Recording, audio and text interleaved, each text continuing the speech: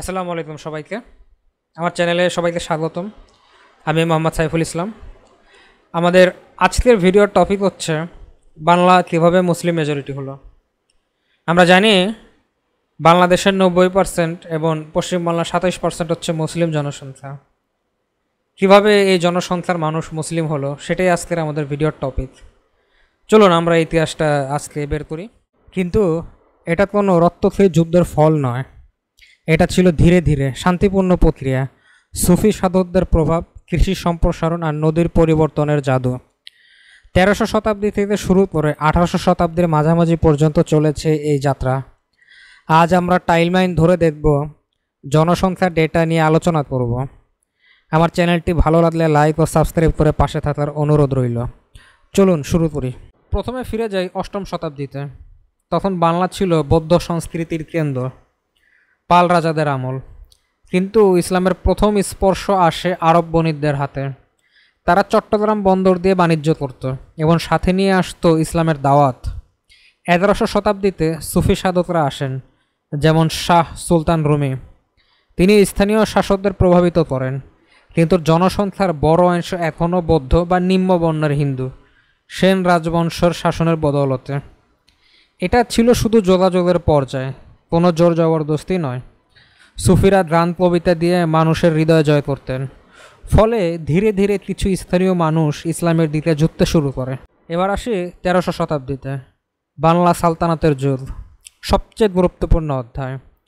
1204 সালে ইখতিয়ার উদ্দিন মোহাম্মদ বিন বখতিয়ার খলজি বাংলা বিজয় করেন। 1206-এ সেন রাজাদের পরাজিত করে সালতানাত প্রতিষ্ঠা করা হয়। এটা ছিল ইসলামের প্রসারের প্রথম বড় ধাক্কা। কিন্তু সামরিক বিজয়ের চেয়ে সুফিরা ছিলেন তারকা। হজরত শাহজালাল 1303 সালে সিলেট বিজয় করেন। তিনি স্থানীয় জাতিগুলোকে ধর্মান্তরিত করেন। সুফিরা শহরে গিয়ে মানুষের সাথে মিশতেন, তাদের সমস্যা সমাধান করতেন। বিশেষত গিয়াসউদ্দিন আজম শাহ এবং সুলতান জালাল উদ্দিন মোহাম্মদ শাহের আমলে মুসলিম সংখ্যা অনেক বৃদ্ধি পায়। বিশেষত জালাল উদ্দিন মোহাম্মদ শাহ ছিলেন একজন হিন্দু রাজা, রাজা গণেশের সন্তান।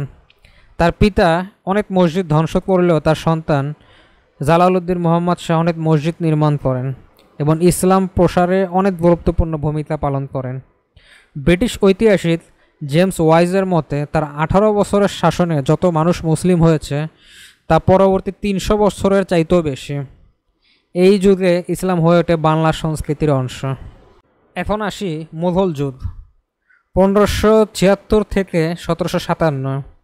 এই সময় মুসলিম সংখ্যা অনেক বাড়ে, বিশেষ করে ইস্ট বেঙ্গলে। কেন? মুঘলদের রাজস্ব নীতি। তারা জঙ্গল পরিষ্কার করে নতুন জমি তৈরি করে কৃষি সম্প্রসারণ ঘটায়। সুফিরা এই নতুন বসতিতে যান, নিম্নবর্গীয় হিন্দু বৌদ্ধদের ধর্মান্তরিত করেন।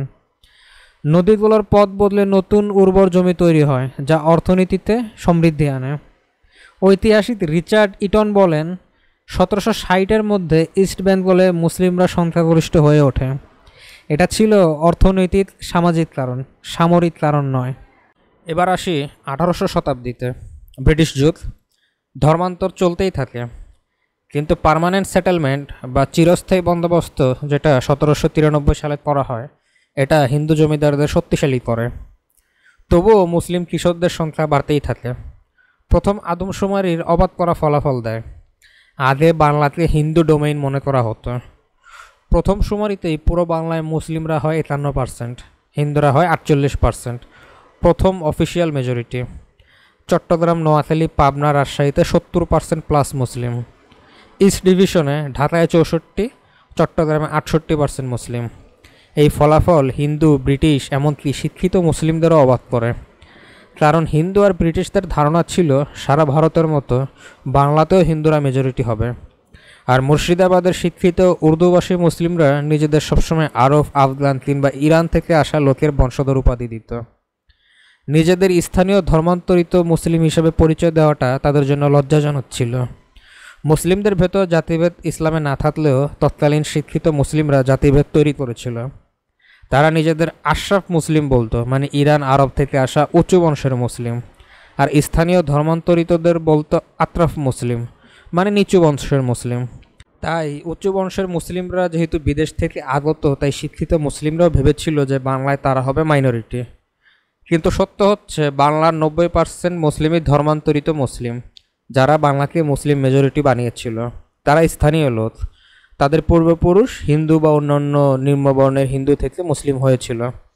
যাই হোক, 1905-এর বঙ্গবন্ধু ইস্ট বেঙ্গলকে মুসলিম মেজরিটি সংখ্যাগরিষ্ঠ প্রদেশ করে তোলে, যদিও 1911-তে তা বাতিল করা হয়।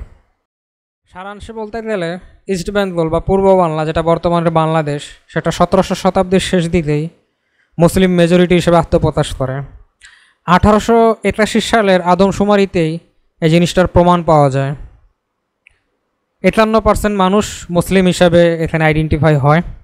এটা কোনো সামরিক শক্তির ফলে হয়নি, এটা হয়েছিল ধীরে ধীরে। সুফিরা হৃদয় জয় করলেন, কৃষি জীবন দিল, নদী নতুন সুযোগ দিয়েছে। আজ বাংলাদেশের 90% মুসলিম, এই শান্ত বিপ্লবের ফল। এ থেকে শিক্ষা, ইতিহাস শেখায় পরিবর্তন আসে প্রভাব দিয়ে, না জোর করে। বন্ধুরা, এই ছিল বাংলা কীভাবে মুসলিম মেজরিটি হলো সেই গল্প। ভিডিওটি যদি ভালো লাগে তাহলে লাইক, কমেন্ট এবং সাবস্ক্রাইব করে পাশে থাকবেন, এই অনুরোধ রইল। বিদায় সবাইকে। পরবর্তী দিন নতুন অন্য কোনো টপিক নিয়ে সবার সামনে হাজির হব। আল্লাহ হাফেজ।